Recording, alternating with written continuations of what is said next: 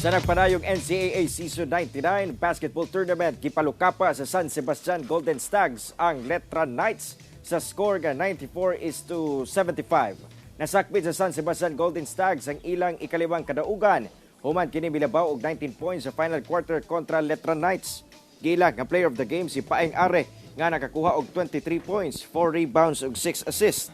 Samtang anagyapon sa top spot sa overall team standing ang Mapua Cardinals. Human gipalukapa ang EAC General sa score nga 83-77. Mas nagkainit ang dula human nagtigi ang mga captain nga sila JP Magiliano sa EAC Generals ug Warren Bonifacio sa Mapua Cardinals sa third quarter sa dula. Apan ni diaw gyapon ang Mapua Cardinals. Gila nga player of the game si Clint Escamis nga nakatala og 17 points, 8 rebounds, 4 assists ug 3 steals. Atangi ang mas nagkainit nga mga panagsangka sa teams matag Martes, Miyerkules, Biyernes, Sabado ug Domingo live sa GTV.